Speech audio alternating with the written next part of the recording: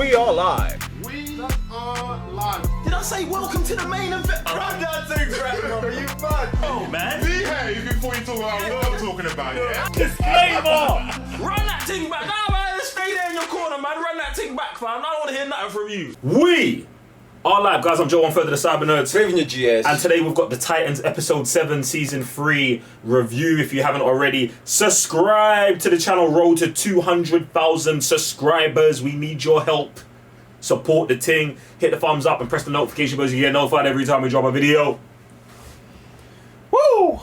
This episode. Do you know what, yeah? I'm going to be a little bit positive because I feel like this episode was a little bit better than some of the past ones. Do you know what I'm saying? Definitely better than last week. Yeah, there's still bare mad stuff going on, but like it's the show. It's that universe. The show. It's that universe. It's the show. So, yeah. You get me? But yeah, man, it was really good to see like their representation of Oracle in this universe, which is pretty much like some Cerebro type, AI type, the Dark Knight, Morgan, you know, Morgan Freeman, a Lucius Fox type machine that just surveils everything. But I thought it was a bit mad that our first introduction to it is already hacked by Scarecrow, so we really never get to see what it does. But yeah, man, thought the episode was decent.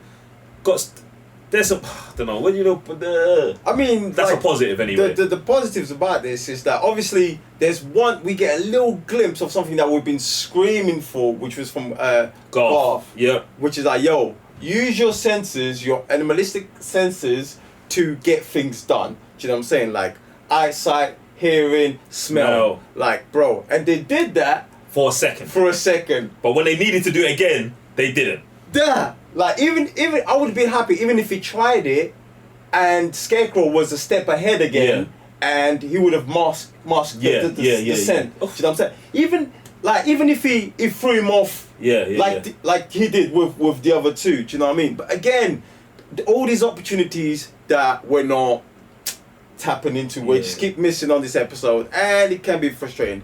And another one, I guess, in this episode is the two sisters.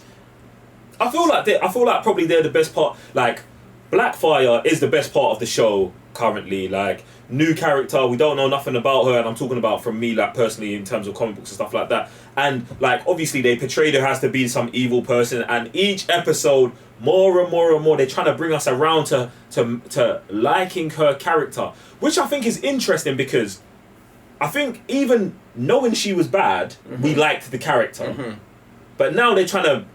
And this is what they always do, show you, oh no, everything that she did that was bad was really for a good reason. I don't think you need that, but their explanation for this was okay. Yeah. It was fine. Yeah. I can accept it and I can go with it. So yeah, good job for that. Flowers for you, man. Another thing they touched before, because clearly like this season is obviously Scarecrow, part of his mission was failed previously with Batman. And that's actually kind of decent, them bringing it over to these lot, because his explanation and his thinking is like, yo, all this time I was just on job, like trying to destroy Gotham, and all I had to do is be patient. And it's kind of like, not, I wouldn't say passing on, but explaining to Red Hood, like, yo, I failed in the past because this, and that. And now he's just like reversing and putting that play on Red Hood. It's kind of calm. I did not like how they kind of just showed up and undid his mission when was Gordon's daughter destroyed. Barbara destroyed the Oracle, and no longer they had the upper hand. If they'd have used that to have the upper hand, where they have knowledge, we know that you're watching us, and we're going to use that to set you up, but instead.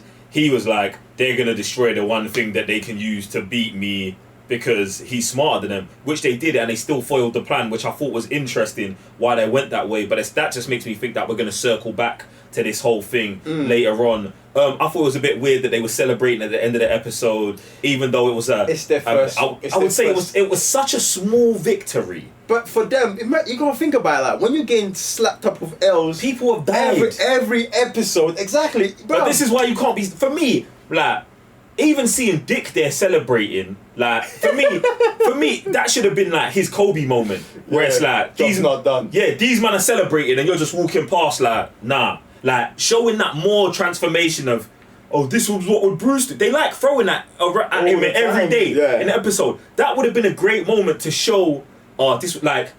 Obviously, they wanted him to end up in the same room as Barbara, but what you could have done is have Dick walk past, see them, man, and be like, nah, the job's not done. Then Barbara going after, man, and then them still having an altercation in another room. But yeah, like, that's for you, man. But yeah, this universe is mad. This universe. Anything else that happened in this episode? Connor, I mean, I like the Connor Blackfire relationship that is sparking up. I thought that was cool. We're still kind of struggling to use Connor, but they're using him more. Do you know what I'm saying? How do you feel about the dog? Crypto. Yeah.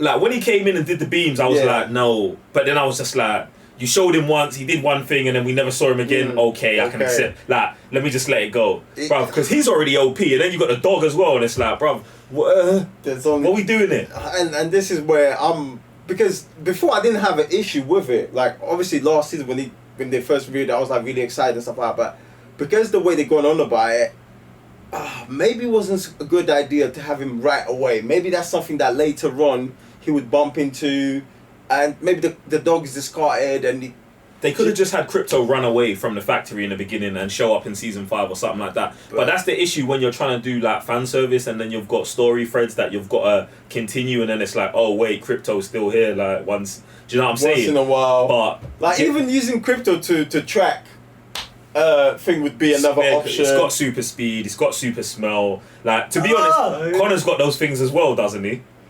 I mean, let's say he doesn't because he's half human. But yeah, but then it would be a better way to utilize them to 100%. Do you know what I mean? 100%. We're over here trying to be positive, but even then, it's hard. Yeah, it's hard. This show is mad. It definitely is. And I'm glad we cut away from the scene with Barbara and Dick about to do the dirty, because that's all a bit mad. But I guess the next episode is going to start with them waking up in the same bed. Yeah. There was a nice element of surprise where one of the mob bosses kills her son, which was like, but then I guess they used that as a catalyst to draw out Starfire's relationship and which about the parents. I thought that was pretty cool. Yep. Man didn't see that coming. Yep.